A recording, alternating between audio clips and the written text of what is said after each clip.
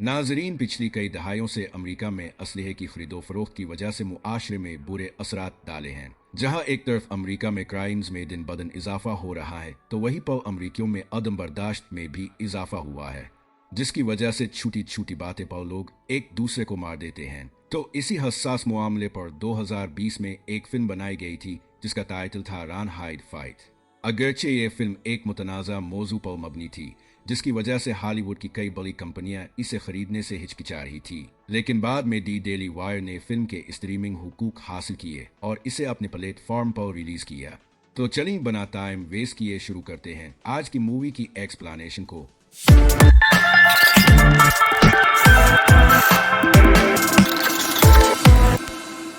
Movie की शुरुआत में हम जू नाम की एक लड़की को देखते हैं जिसने कैंसर की वजह से अपनी मां को खो दिया था और वो अपने फादर तार के साथ जंगल में शिकार करने के लिए जाती है। जैसे ही इसके फादर शिकार करने के लिए एक हिरन पर गोली चिल्लाते हैं तो वो हिरन मृत्युंजय बल्कि तड़पने लगता है, जिस पर जू एक बड़ा पत्थर लेती है और इस हिरन पर दे मारती है और हिरन मर जाता है। और ये देखता हैरान रह जाता है क्योंकि जू के अंदर जरा भी रहम नहीं था और वो फिर जल्द ही समझ जाता है कि इसके पीछे वजह इसकी माँ का इसकी जिंदगी से चले जाना था। मगर जू को कभी यकीन नहीं होता कि इसकी माँ मर चुकी है, इसीलिए आज भी वो ख्यालों में अपनी माँ से बातें करती। अब इसके बाद जू अगले दिन अपने दोस्त लुइस के साथ कॉलेज के लिए घर से निकलती है, मगर जब वो ये दोनों कॉलेज के लिए जा रहे थे कि तभी रास्ते में कुछ ओबाश किस्म के लड़के लुइस और जू के साथ बदतमीजी करते हुए आगे बढ़ जाते हैं। इसी बीच जू की गाड़ी भी रास्ते से नीचे निकल जाती है और इसी दौरान जू की नजर अपने कॉलेज में पढ़ने वाले एक लड़के पर पड़ती है जो कि खेत में कुछ दफना रहा था, लेकिन जू इस बात को नजरअंदाज कर देती है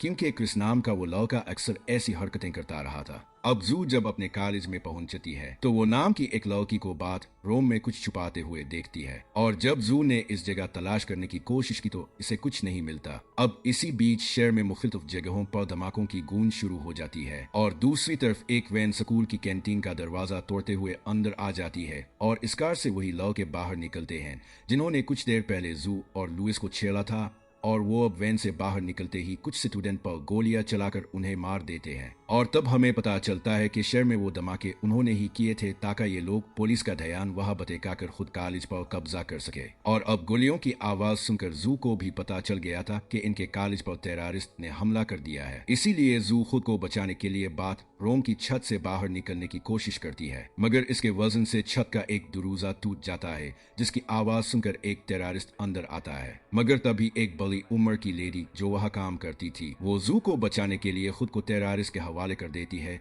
जिसके बाद क्रिस इस लेडी को भी मार देता है। दूसरी तरफ उन टेररिस्ट का लीडर जिसका नाम ट्रिस्टन था वो सभी यरगमाली स्टूडेंट से कहता है कि वो मदद के लिए सब अपने फोन से पुलिस वालों को कॉल करे और अपने घर वालों को भी आखिरी बार कॉल कर ले, इनको इस बात की खुली इजाजत है। और ट्रिस्टन खुद भी कॉलेज की वार्डन को सारी सिचुएशन की खबर दे देता है। इसके बाद ट्रिस्टन सबको अपने फोन ऑन करने के लिए कहता है और सभी चीजें जो वहां हो रही होती हैं उन्हें लाइव स्ट्रीमिंग करने को कहता है और साथ में उन सभी सोशल मीडिया वालों को भी धमकी देता है कि अगर उन्होंने इनकी लिव वीडियोस को हटाया तो वो सभी स्टूडेंट को मार देगा। और अब वही पॉल स्कूल का प्रिंसिपल ट्रिस्टन को समझाने के लिए वहां जब आता है तो ट्रिस्टन इसे भी मार देता है। इसके बाद ट्रिस्टन सभी स्टूडेंट से पूछता है कि किसके फॉलोअर्स ज्यादा हैं, जिस पर लुइस अपना हाथ खड़ा कर लेता है। इसीलिए ट्रिस्टन इसे अपना कैमरा मैन बनाता है ताकि वो यहाँ की फिल्म अक्कासी करके पूरी दुनिया को ये नजारा दिखाए। दूसरी तरफ जोई जो बाहर निकलने में कामयाब हो चुकी थी वो अब तमाम क्लासों में जाकर सबको कॉलेज में हुए हमले की खबर देती है कि तभी एना को भी आवाज आ जाती है, इसीलिए वो अब जू को मारने के लिए इसका पीछा करती है। इसीलिए जू भागते हुए एक क्लासरूम में घुस जाती है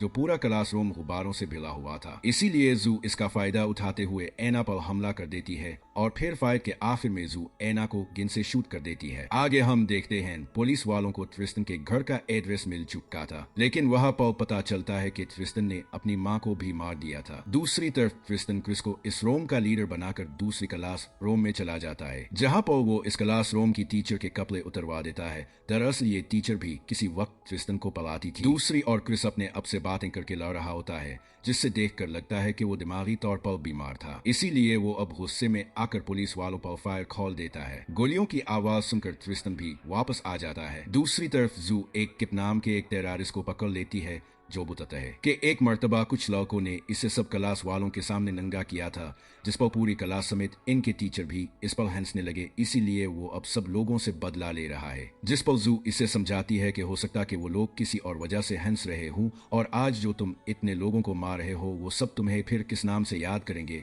और तुमसे कितनी नफरत करेंगे। ये सुनकर किप को जू की बात ठीक लगती है और फिर इसे पछतावा होता है। दूसरी तरफ ट्रिस्टन, जिसे अब शक हो गया था कि कोई सब क्लासों में से स्टूडेंट को बाहर निकाल रहा है, इसीलिए वो अब लिव वीडियो में एना को धमकी देता है कि अगर वो 2 मिनट के अंदर यहाँ ना आए तो वो एक एक करके मारने लगेगा। अब ये धमकी जू के फादर भी लिव वीडियो में सुन रहे थे, इसीलिए वो अब अपनी स्नाइपर लेकर जू की मदद के लिए निकल पड़ते हैं। दूसरी तरफ जू के साथ किप भी जब वह ट्रिस्टन के पास पहुंचता है तो टर्स समझ जाता है कि किप अब गद्दार हो चुका है, इसीलिए क्रिस के जरिए वो किप को मार देता है। लेकिन इस फायरिंग के तबादले में जू वहां से भागने की जब कोशिश करती है तो क्रिस भी इसका पीछा करते हुए एक रूम में जाता है और जैसे ही अब वो जू को मारने वाला था कि तभी जू के फादर स्नाइपर से इसे शूट कर देते हैं। अब अपने प्लान को फेल होता देखकर और क्रिस की मौत के बाद ट्रिस्टन वहां से भागने की तैयारी करने लगता है और अब वो एक लड़कों को यरगमाल बनाकर वहां से बाहर जाने लगता है। अब जू भी वापस इसी रोम पर पहुंच चुकी थी, मगर ट्रिस्टन ने जाने से पहले इस वैन में बम लगा दिया था, इसीलिए अब जैसे ही वो बम फटने वाला होता है तो जूई इस वैन को रिवर्स गियर लगाती है, जिससे वैन बाहर खिली जगह में ब्लास्ट हो जाती है